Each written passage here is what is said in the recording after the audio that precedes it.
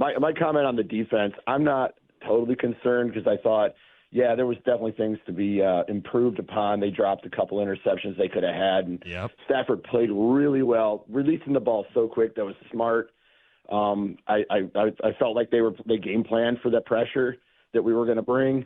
But, we were missing some key people, too. We had no Houston, no DJ Reader, which is going to make a big difference on that defensive front. I think they would have had to, maybe have less guys going double team on Hutch in that situation. But overall, I mean, there was a lot of slippage on the field, too. We would have had a pick if one guy fell down, and I don't know. It wasn't alarming. I think they're going to make adjustments, and I'm excited to see what they do next week. Yeah. Well said. I was surprised to see so many, slips. And the message there is you can't have those. I'm glad that when Amon-Ra St. Brown slipped, that he was actually still able to, knock the ball down. I thought that was a key play. We've talked about that a little bit. But I think DJ Reader will help. And I was going to ask you this, TJ. Looking from afar, having watched it once and then watching some highlights this morning, Levi Onwuzurike, I don't know if you could ever live up to the hype that he was receiving in the preseason. Not having seen him for 3 years, he's been hurt. Everybody was talking about the camp that he had. I thought he played well. Yeah, I was encouraged by what I saw from him. Yeah, he was noticeable, especially in the first half. I think split the sack. I think with Davenport. Made some big, some really good stops in the run game. I think we're starting to see what we saw in Washington, right, in college, where he's just jetting off the ball, man. He's using his explosiveness, his quickness, getting in the backfield, finding a way to make plays. And when you get matched up one-on-one, if the line's sliding opposite to Lee McNeil or over to Aiden Hutchinson, you got to win those one-on-ones. I thought he really showed up in the first half. And I talked to him after the game, and I think he mentioned just having – Marcus Davenport, a veteran guy in the room, and DJ Reader, although he didn't play last night, but having another that veteran guy in the locker room too, and in that meeting room, how much that has helped him kind of mature, right? And I think Levi everybody has it at some point in your career where it's make or break, right? Yeah. Hey, if I don't if I don't start playing better, if I'm not if I don't find a way to be healthy and get on the field. If I don't find a way to, contribute to this team, man, I might not have a job. I think Levi probably went through this offseason. Certainly a guy that we were all excited to see just after all the camp hype that he got. But I thought he was noticeable, and I thought that could be huge this season if you can get continue to get that pass rush from an interior guy. I think Levi, good start for him. Certainly got room. Sure. Everybody in the same boat. Certainly got room to get better, but he was noticeable, and that's what I think I really wanted to see. J-Mo noticeable. It's kind of the thing we've been waiting for. This is the player he was supposed to be. He had 100 yards. He had the big 50-plus yard touchdown in the game. St. Brown, not as noticeable. Is that just a benefit, how this offense is going to be, TJ? Like, pick your poison. You can't take everybody away? Or should they have done more to get St. Brown involved? You know what?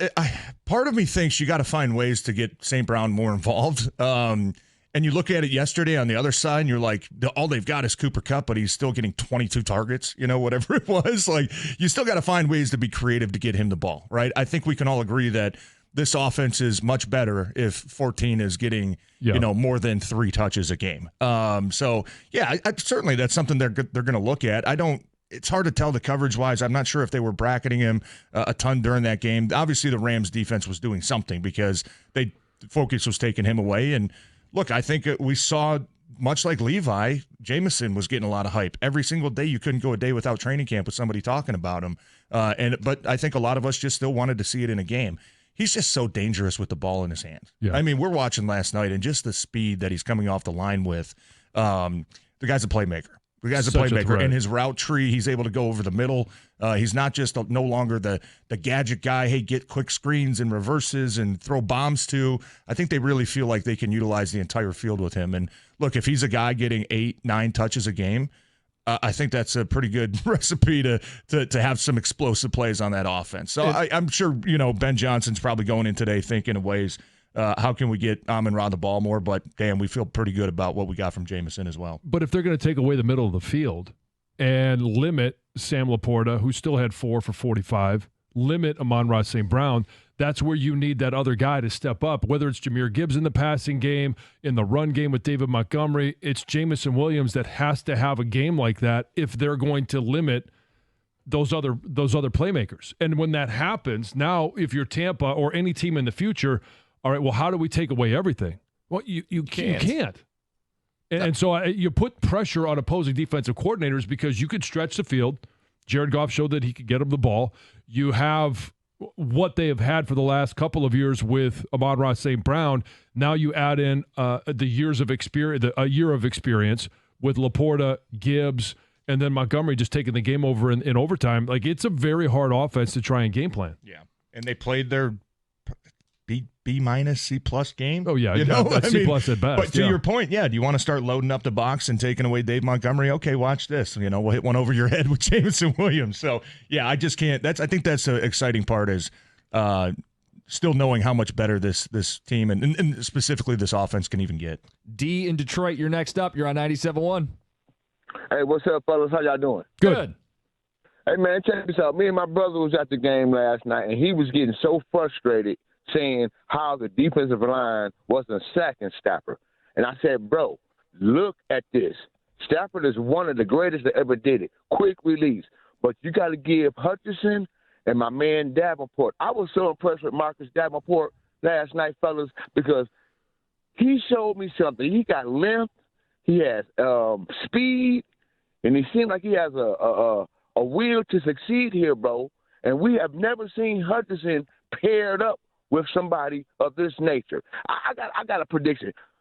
Davenport is going to be more productive than both of the Okoro brothers and Charles Harris combined if he stay healthy, fellas.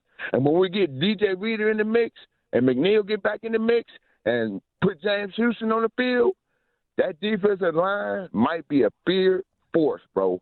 I seen it last night, and I was impressed. Yeah. Even though we didn't have all the sacks, Stafford was very uncomfortable several times last night, bro. Yep. Made him work for it. Yeah. I'd like to set that bar a little higher.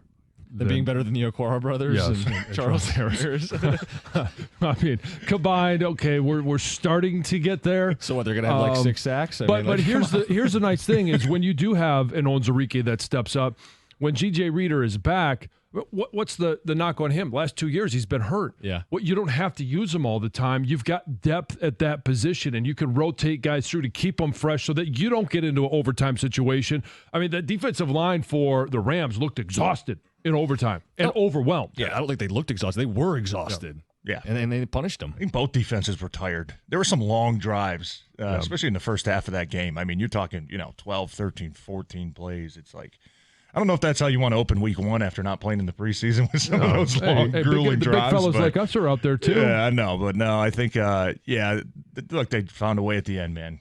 But I'm with you. I think Marcus Davenport, as long as he stays healthy, he's a guy that can just collapse the pocket from the other side. That's going to make Aiden Hutchinson's job even easier.